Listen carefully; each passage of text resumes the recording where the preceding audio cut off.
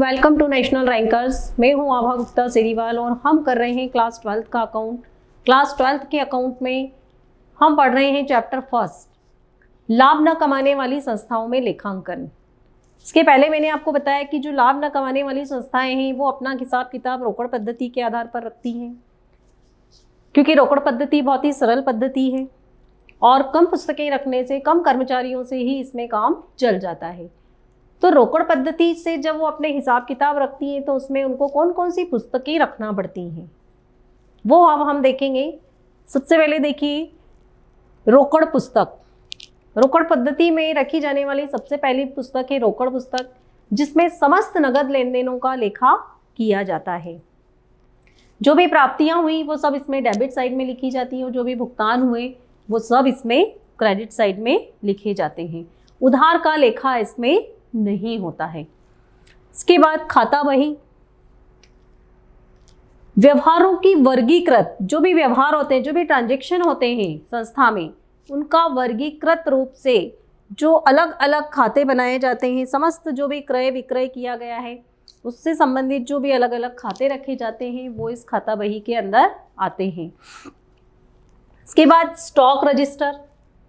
Stock register संस्था के द्वारा जो भी संपत्ति खरीदी जाती है या बेची जाती है उसका ब्यौरा, उसका लेन देन का हिसाब सब स्टॉक रजिस्टर में लिखा जाता है। स्मरण पुस्तिका।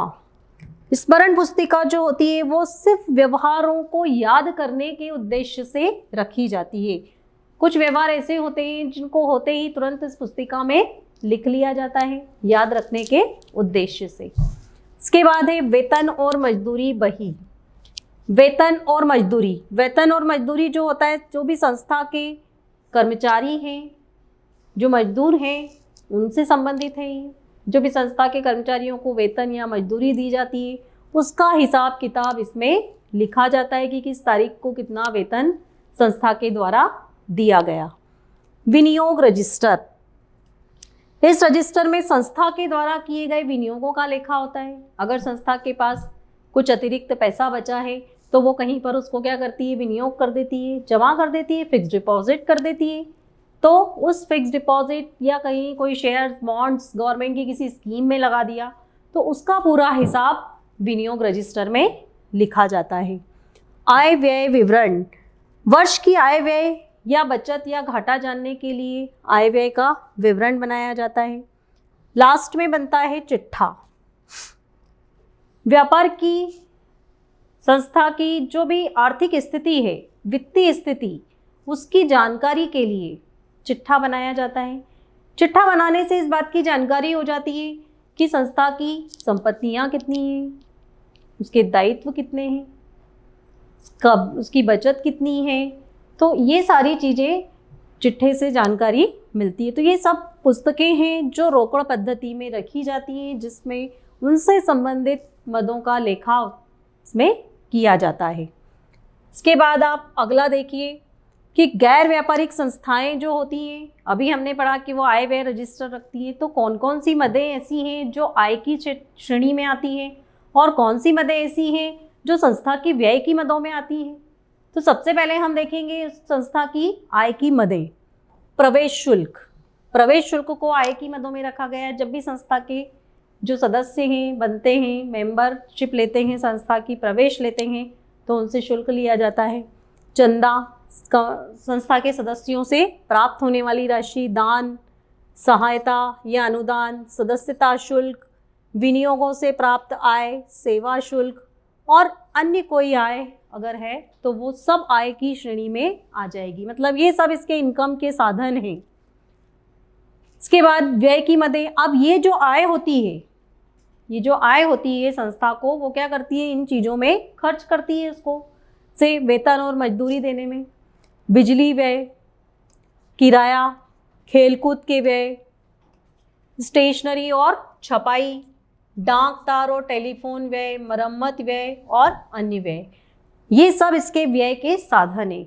संस्था को इन चीज़ों से आय होती है और इन मदों में संस्था इस पैसे को खर्च करती है।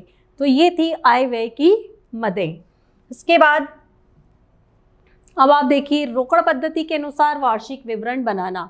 वित्तीय वर्ष के अंत में विभिन्न मदों से प्राप्त राशि तथा विभिन्न मदों पर किए गए भुगतान, निर्धारित वर्ष की आय व्यय की जानकारी एवं आर्थिक स्थिति ज्ञात करने के लिए निम्न खाते बनाए जाते हैं।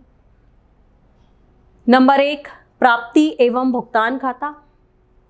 नंबर 2, आय व्यय खाता। और तीसरे नंबर पे बनता है संस्था का आर्थिक चिट्ठा।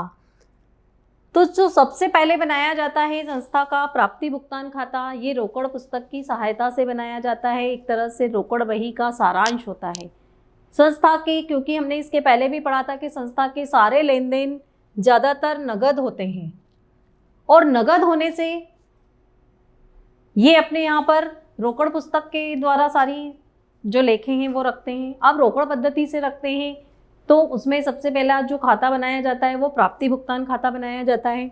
अब प्राप्ति भुगतान खाता रोकड़ बही की सहायता से बनाया जाता है। किसकी सहायता से बनता है ये? कैश बुक, रोकड़ बही की सहायता से एक निश्चित अवधि के लिए गैर व्यापारिक संस्था, पेशेवर व्यक्ति या साधारण व्यक्ति की वित्तीय स्थिति एवं रोकड़ शेष का ज्ञान प्राप्त करने के लिए एक खाता बनाया जाता है, जिसके डेबिट साइड में समस्त प्राप्तियां और जमा साइड में समस्त भुगतानों को उचित शीर्षकों के अंतर्गत लिखा जाता है। इस प्रकार के खाते को प्राप्ति भुगतान खाता या आगम शोधन खाता कहा जाता है। प्राप्ति भुगतान खाता, जिसे इंग्लिश में रिसीप्ट्स एंड पेमेंट अकाउंट कहा जाता है। डेबिट साइड में जो भी प्राप्तियां हैं वो लिखी जाती हैं और क्रेडिट साइड में जितने भी भुगतान हैं वो लिखे जाते हैं।